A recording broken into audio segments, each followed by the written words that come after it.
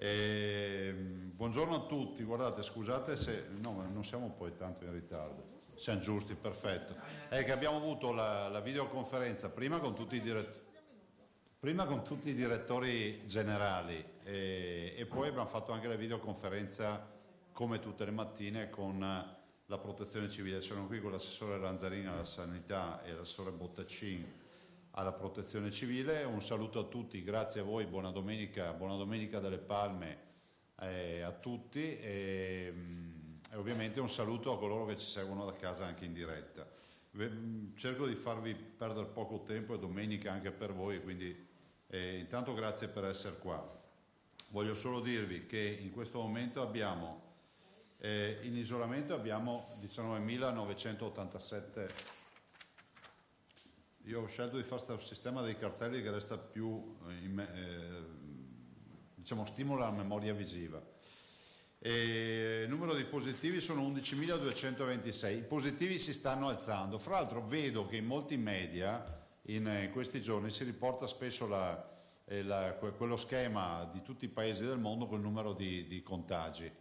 Sapete che il dato dei contagiati è un dato che non serve, perché il contagiato è quello che io intercetto o perché mi arriva in ospedale perché è un sintomatico o perché lo becco col tampone perché è un asintomatico. Ma poi c'è una pletora di asintomatici che non ci sono, cioè quando tu leggi che il Brasile ha mi sembra 6.000 o 7.000 contagiati, capite che uno dice vabbè, ma da dove vengono fuori? E soprattutto le città metropolitane vivono il peso del contagio. Vedete cosa sta accadendo adesso per New York, tanto per citarne una, o altre realtà.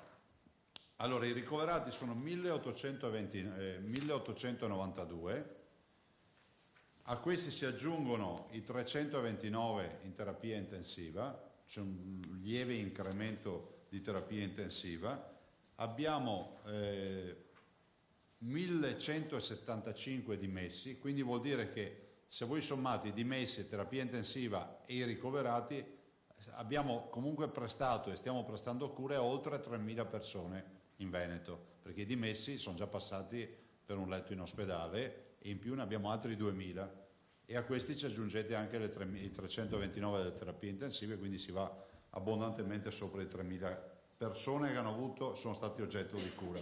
Peraltro voglio dirvi un dato interessante che risponde ai complottisti. L'atteggiamento occidentale e comunque delle comunità che si sono date da fare per isolare, per tamponare, per applicare, diciamo, la cura estrema al blocco del coronavirus, oggi dà un bilancio, lo dico, c'è il mondo scientifico, di aver salvato la vita a almeno 59.000 persone nel mondo. Questo è un dato, fra l'altro, che è stato anche riportato da alcuni media. I morti sono 584, i nati sono 67. Siamo in calo, recuperiamo domani con i nati. Ma sapete, c'è sta storia, ve lo dico siccome è di domenica, a veterinaria, e sapete che si dice sempre ma si nasce con la luna. Io da studente pensavo fosse una cazzata questa. E invece uno studio che fecero su una popolazione, su una mandria di bestiame, ne venne fuori invece che il tema delle fasi lunari è fondamentale per il ciclo delle nascite. Quindi è un aspetto che resta ancora empirico perché è difficile da dimostrare il motivo, però comunque ci sono dei temi, quantomeno mi ricordo allora che si studiavano, che la Luna comunque qualche influenza ce l'ha. Vi volevo dare un'informazione oggi, prima di passare alle domande, che è quella dei dispositivi. Intanto vi volevo dire, me l'ho segnato da qualche parte, è qui forse, eccolo qua. Vi volevo dire, ieri sono stato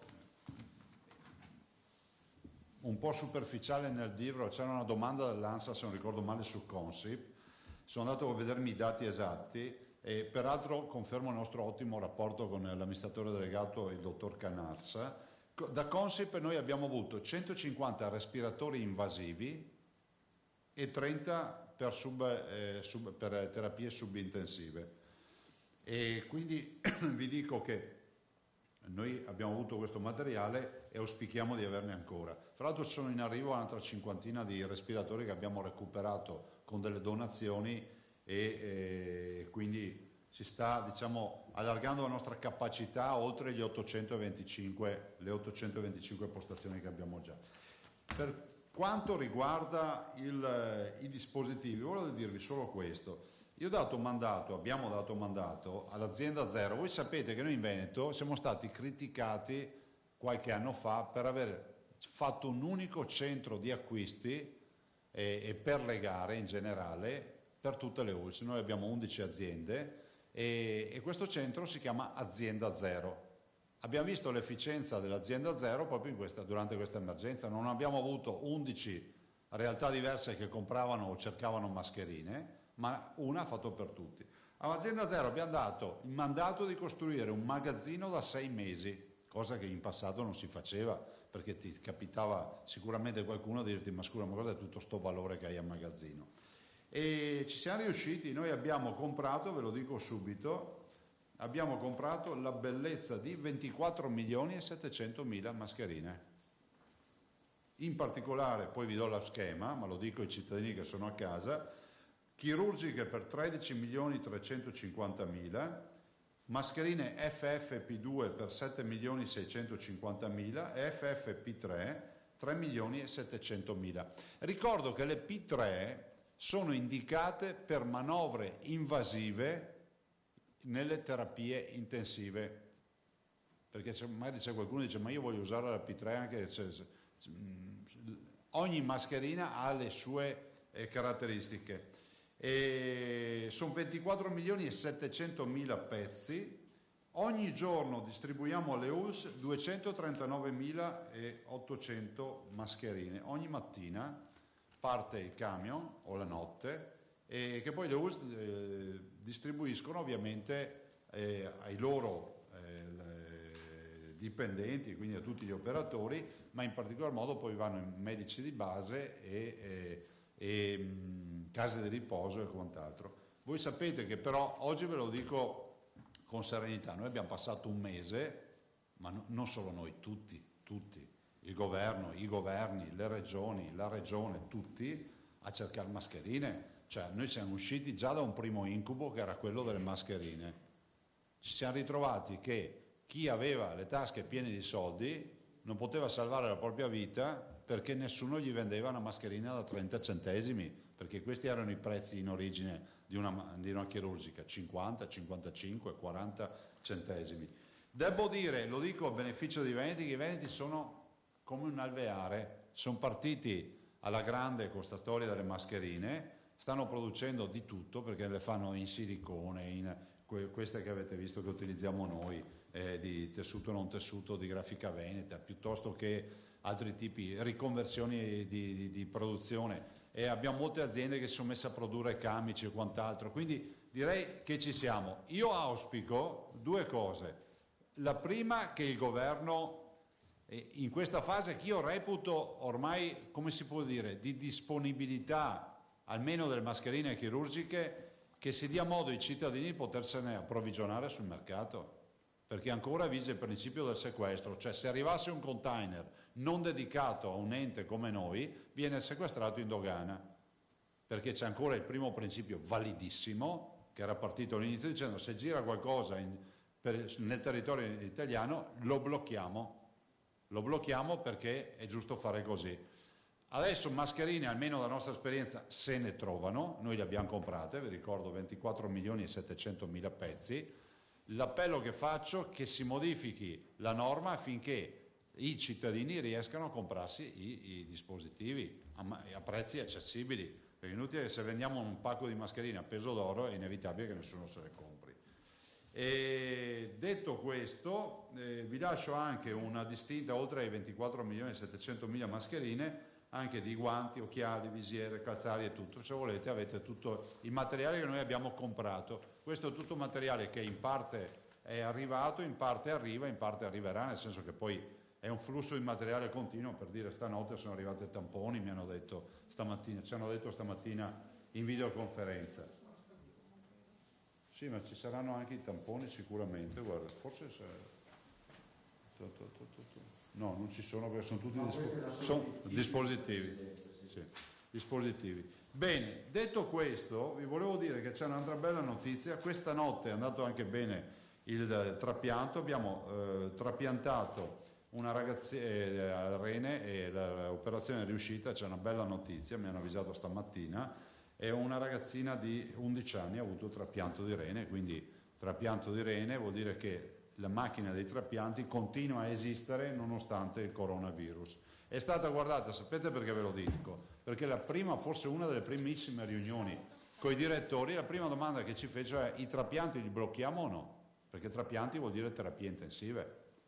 E noi abbiamo detto trapianti si continua a resistere finché possiamo, perché bloccare i trapianti significa rinunciare agli organi.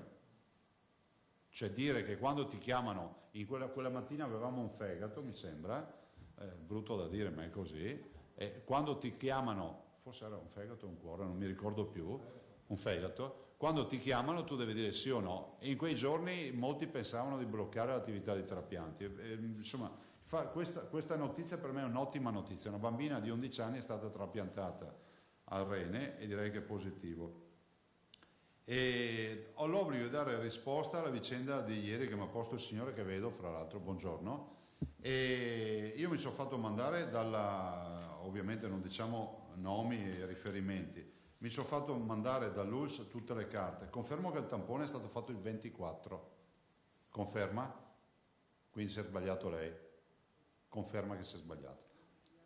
No, ma non c'è nessun problema, però siccome l'ULSS quindi era il 24, non il 21, è stato refertato ieri, che è negativa fra l'altro. Prego? Ah, venga dentro, venga, scusi. No, ma non si preoccupi, guardi, lei comunque denunciando qualcosa fa sempre un servizio, io lo dico sempre ai cittadini. Prego, dica.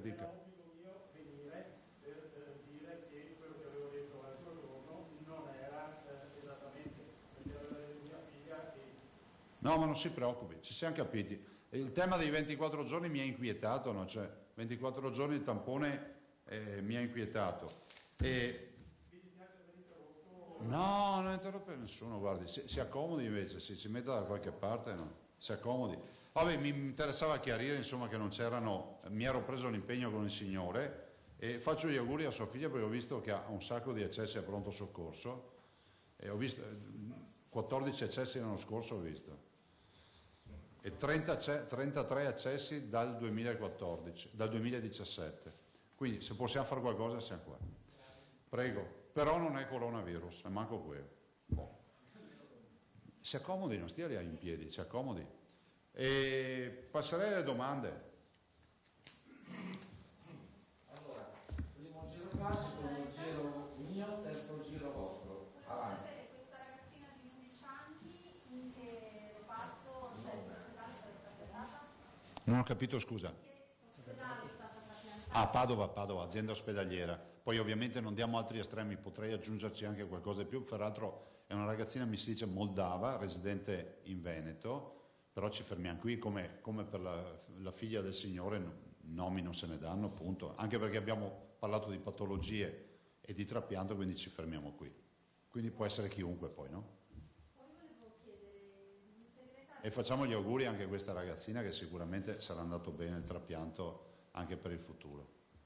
Il segretario della Lega Salvini dice a Pasqua potremmo fare le celebrazioni nei vecchi mesi. Qual è la sua posizione?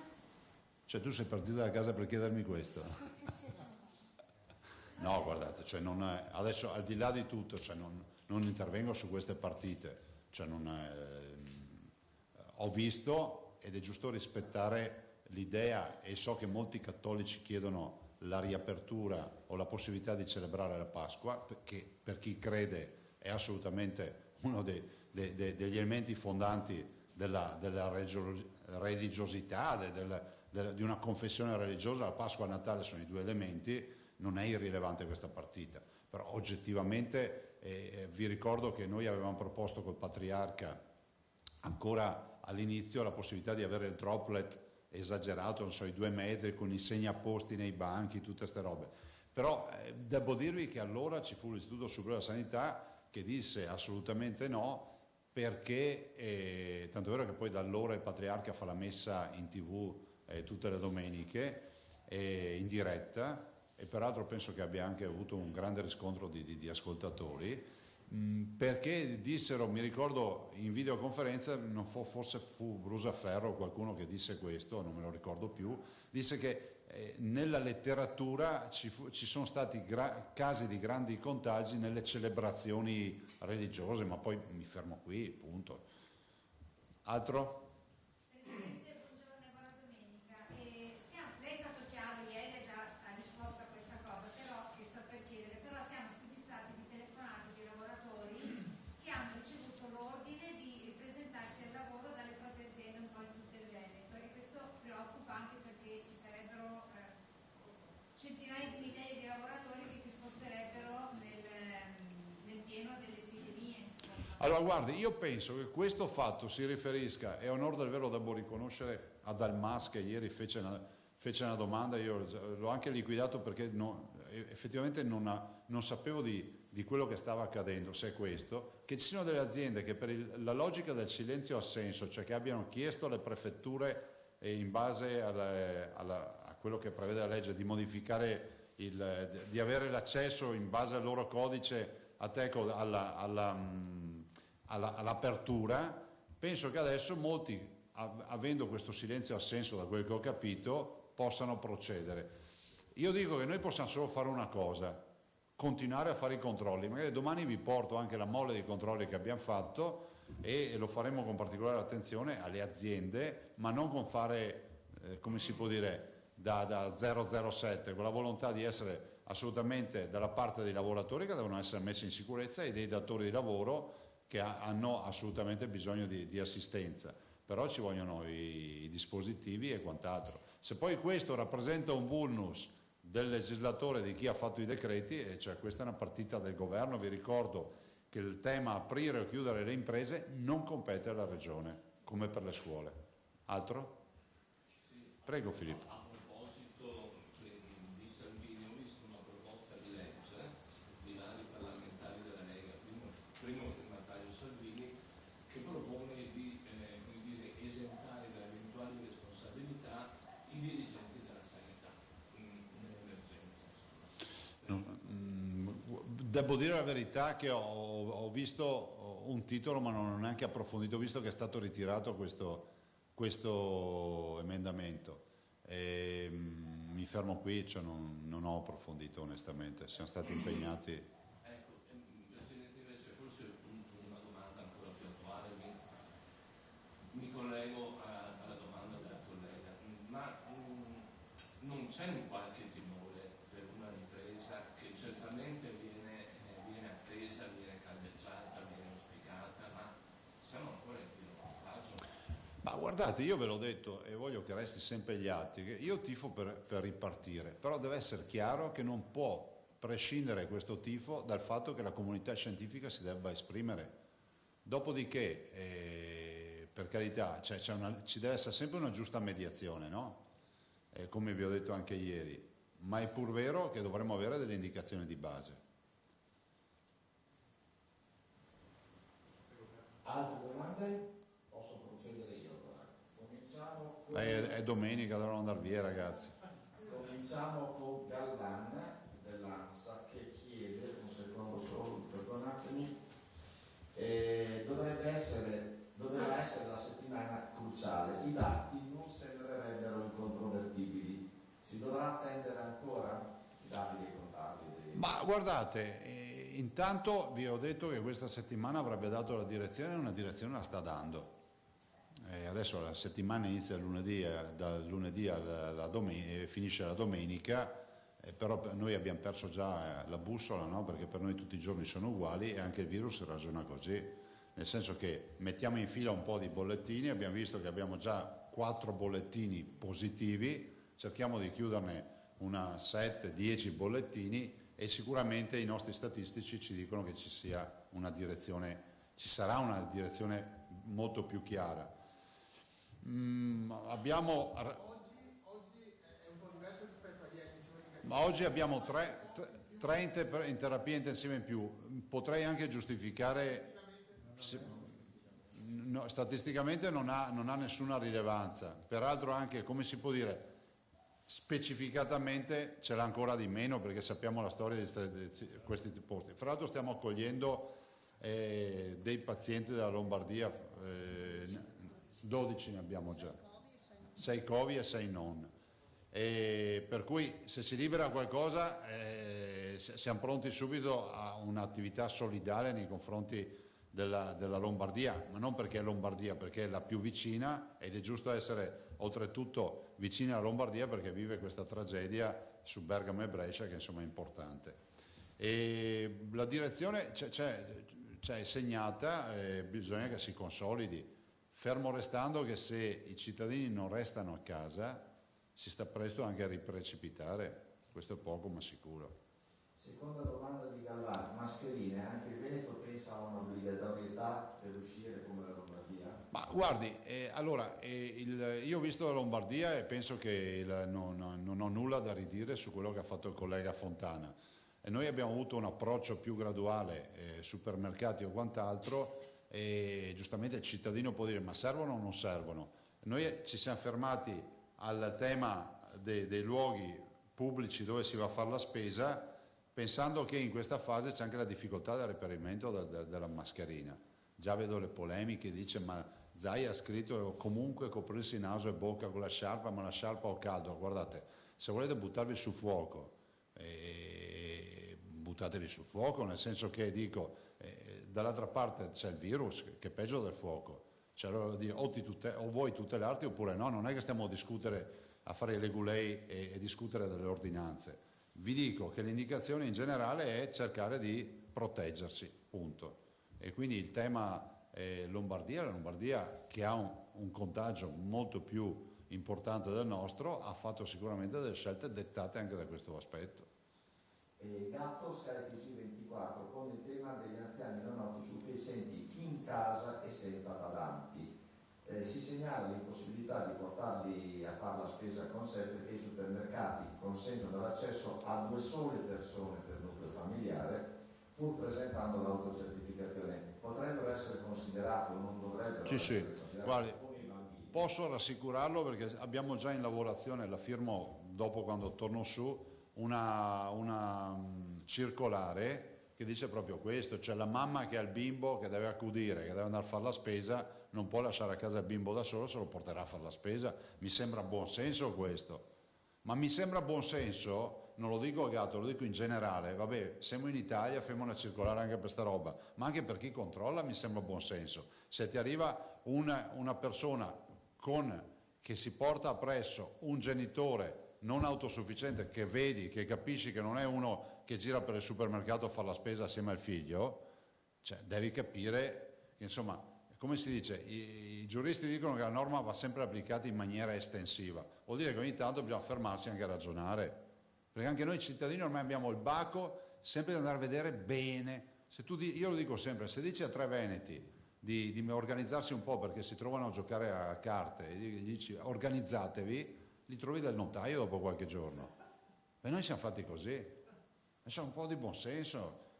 Il Gatto ha ragione e posso rassicurarlo per questa segnalazione che è già pronta la circolare. Ma io penso che sia una sconfitta fare una circolare. Perché se un figlio arriva con il genitore non autosufficiente e ti dice devo portarlo dentro con me perché sennò non riesce a stare da solo, capirai che non se l'è portato apposta, no? La collega Vantana del Gazzettino cita un virgolettato del sottosegretario all'interno Vergatti. 2 punti. Per settimane gli appelli dei rappresentanti del mondo delle RSA, così come le denunce dei sindacati, sono stati inascoltati e questo non lo possiamo accettare. Che gli interventi siano stati tardivi e che anche nel nostro Veneto si stia verificando una vera e propria ecatombe, immagino, di anziani. Cosa risponde? Ma guarda, se queste parole sono autentiche, resto basito, perché Variati rappresenta un'istituzione importante. Se fossi io in lui andrei in procura a fare una denuncia. Io farei così. Io mi sono sempre comportato così, perché uno degli esponenti del governo, che è sottosegretario agli interni, dice che sono stati inascoltati gli appelli, eccetera, io andrei subito a denunciare la regione. e la regione poi andrà a difendersi e portare le carte. Cioè, noi istituzioni abbiamo un obbligo, le cose non dobbiamo dirle, dobbiamo farle. E le procure hanno un sacco di carte mie di cose che ho fatto e non ho detto in tutti questi anni. E un sottosegretario agli interni, non voglio far polemica, ma non può dire le cose e non farle. Domanda di Cristina Giacomuzzo, Giovanni di Vicenza. E peraltro voglio anche aggiungere un'altra cosa.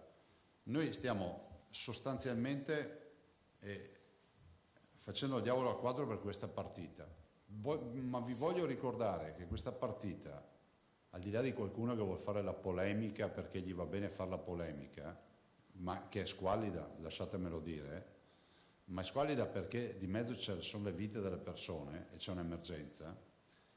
Vi dico un'altra cosa importante. Voglio ricordarvi che questa tragedia viene ricordata come la tragedia delle case di riposo. Non c'è una regione che si è salvata da questa partita. E mi domando se queste osservazioni vengono fatte dappertutto con questa volontà del governo. E comunque Variati quando parla a nome del governo. Inutile che facciamo le videoconferenze col governo e stiamo lì a vincere questa sfida delle case di riposo e poi c'è qualcuno che va a dire il contrario quando è fuori. E aggiungo anche che la partita delle case di riposo è impressionante, perché abbiamo delle case di riposo, ad esempio, che magari sono esenti o hanno pochissimo coronavirus. Ce ne sono alcune che sono piene di coronavirus. Anche questo è un tema. Anche questo è un tema. Allora io dico, noi dobbiamo essere a fianco alle famiglie, a fianco alle gestioni delle case di riposo, cioè a fianco ai lavoratori, a tutti quelli che insomma combattono questa sfida. Però vorrei anche ricordare che il candidato ideale del virus, è inutile che facciamo finta di non saperlo, è un anziano, cronico, pluripatologico, che magari ha un'insufficienza cardiaca, che magari ha un'insufficienza polmonare, magari è un cardiopatico. E dove lo trova? In casa di riposo trova un substrato da paura. Case di riposo pagano lo scotto di non aver avuto i dispositivi, quando dispositivi non ce n'erano. Di chi è la colpa? Se qualcuno dice che è nostra, andremo al Vedo e vediamo che dispositivi, noi non avevamo i magazzini pieni. I dispositivi per le case di riposo significa 30.000 ospiti in Veneto, non stiamo parlando di poca roba. E 25.000 lavoratori, giustamente. A me sembra che tutti i giorni l'assessore al sociale Lanzarin faccia il punto della situazione sulle case di riposo. Non ci siamo distratti. L'età media dei veneti morti, dei 600 morti ormai in Veneto, è 82 anni. Quindi il virus arriva a cercare a casa o nelle case di riposo. Questo è quello che è accaduto. Quindi veramente fa star male vedere un'istituzione che fa un'uscita del genere. Perché se non sanno come andare sui giornali, basta che vadano a fare volontariato. Li fotografano tutti e li mandano tutti in prima pagina. E la Cristina Giacomuzzo, giornale di Vicenza, se non altro da aggiungere. Cosa prevede il modello statistico sui contagi la prossima settimana? Sarà ancora cruciale, mi pare che avesse già detto. Ah sì, guardate, noi dobbiamo vedere la tendenza che c'è, una tendenza fondamentale per capire la direzione. Però capite, noi abbiamo poi questo benchmark che è il 13 di aprile. Dovremmo capire se il governo intende costruire un provvedimento di riapertura, di mezza riapertura, sperimentale, di non riapertura, non ve lo so dire, ma io spero che non lo si discuta come al solito il 13 di aprile, cioè l'ultimo giorno, perché allora diventa anche difficile dare un contributo. E vi ricordo, lo dico sempre alla luce di quello che ha detto Variati, che le regioni hanno votato tutti i provvedimenti del governo, tutti, che li abbiano visti prima o che non li abbiano visti, cioè tutti non visti prima. Questo vuol dire lavorare in squadra.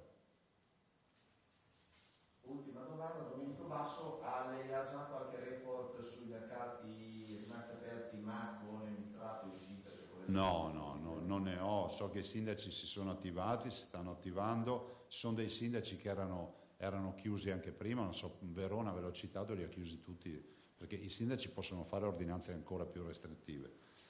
Penso insomma che le norme che abbiamo previsto per i mercati siano assolutamente affrontabili e ci diano una buona garanzia anche per i cittadini e per i lavoratori che sono presenti.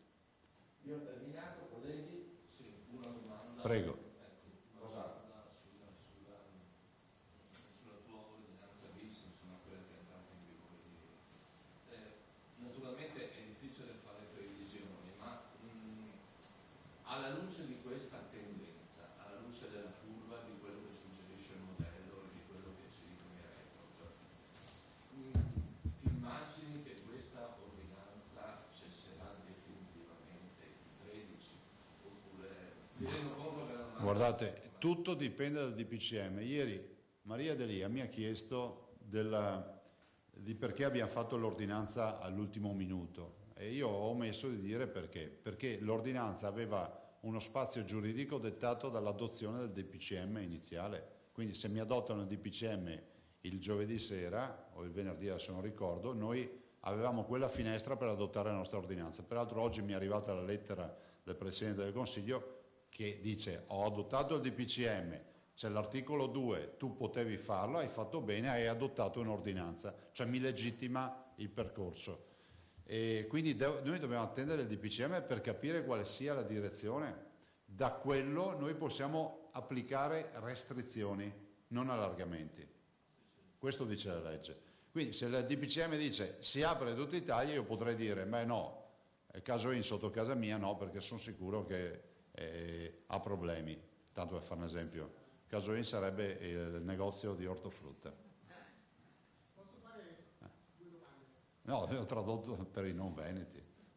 Allora, da più parti si dice che c'è troppa gente in giro, so che voi utilizzate i report dei telefoni, Sì. È preoccupante di questo fatto? Sì, molto. Questa è la prima. La seconda, il governo ha istituito una task force sulle fake news. Cosa ne pensi? Ha fatto bene. Ma io farei non solo la task force, farei una bella revisione del codice penale anche. Perché cioè, questo mondo digitale che non è più analogico, non si è adeguato a quello che comunque la comunicazione digitale rappresenta. Cioè, oggi abbiamo dato la patente di premi Nobel a chiunque. Chiunque può scrivere e si erge a premio Nobel della situazione. Allora, al di là di quelli che scrivono cazzate perché non se ne rendono neanche conto, ma poi c'è tutto il mondo delle fake news pericolose che creano angoscia, che creano procurati allarmi, che danno informazioni sbagliate, che rischiano di far morire anche le persone, perché le persone, pensate che negli Stati Uniti c'è stata la notizia una settimana fa, ma lì per altri motivi, c'è notizia in Louisiana, se non ricordo male, di cittadini che sono morti perché sono autosomministrati l'idrossicloridina e quindi l'antimalarico perché hanno letto che bastava far quello e spariva il virus e si sono intossicati perché è epatotossico, cioè non è che puoi somministrare così, ci deve essere un controllo medico e ci devono essere proporzioni giuste. Quindi io sono per la severità assoluta, cioè la rete rischia di diventare una grande cloaca ed è un peccato perché la rete è una grande opportunità. Perché anche con l'emergenza abbiamo visto che la rete ci è servita, la rete ci ha aiutato, la rete è buona. Il problema sono quelli che vanno nella rete a riempire la cloaca, è un'altra roba. Poi c'era quello sui movimenti, scusami.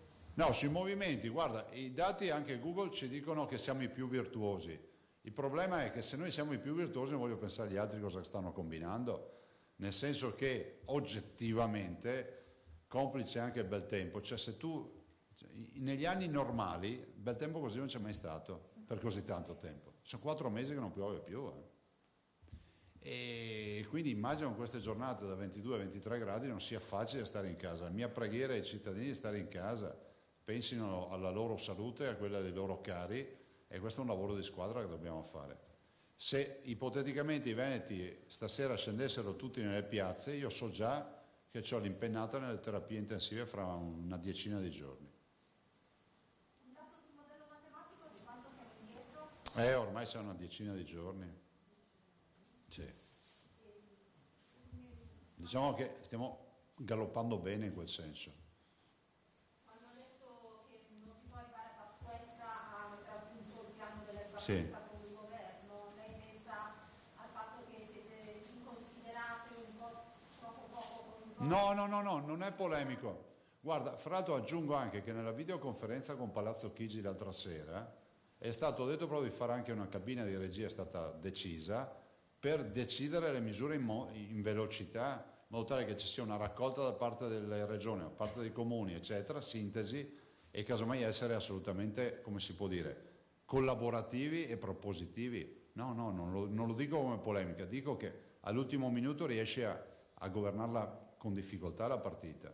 Poi considerate che i cittadini prima del 13 debbono sapere esattamente cosa accadrà. Io spero lo sappiano per tempo. Presidente, scusi, volevo dire una cosa. Da quando l'Area Capua ha parlato di contagi ai gatti dei casi nel mondo, si rischia di scatenare il panico. Volevo chiedere se lei ha qualche indicazione dalla nostra comunità scientifica in tal senso. Sì, di non abbandonare gli animali, che è una vergogna. C'è una vergogna che ci sia qualcuno, perché sente queste notizie, che comincia a pensare, o peggio ancora lo fa, abbandona il cane in strada, e se ne trovano ultimamente. Forse rischiano più gli animali stando vicino con una persona positiva, se abbiamo indicazioni dalla comunità scientifica in tal senso. Cioè, guarda, io intanto non so. Allora, il tema è che questo è un virus che viene dall'animale, per l'ospite primario il pipistrello e poi il pangolino, come sapete. E quindi non so se poi c'è sto effetto zoonosi che passa dall'animale all'uomo, l'uomo lo restituisce all'animale, non lo so, nel senso che io penso che non ci sia da creare un ulteriore fronte di allarmismo. Affronteremo anche questo tema, abbiamo i servizi veterinari, ma attenzione che stiamo parlando di, come si può dire, in questo momento stiamo parlando veramente di un ragionamento di fino dal punto di vista scientifico. È una fake anche questa, evidentemente. No, non ho detto questo. Il ritorno, mi dice.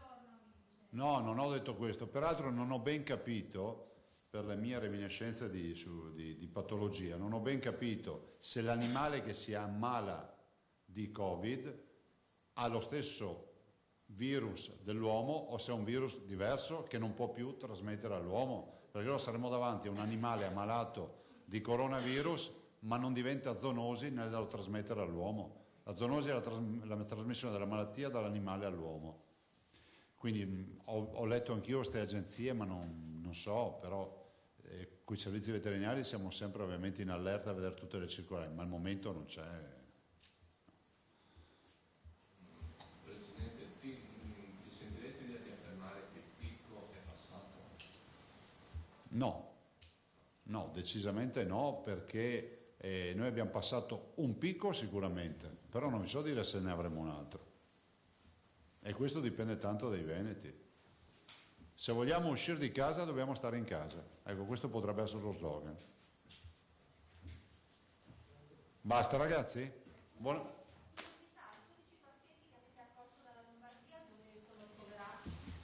300, Peschiera, sono nella zona, sono più...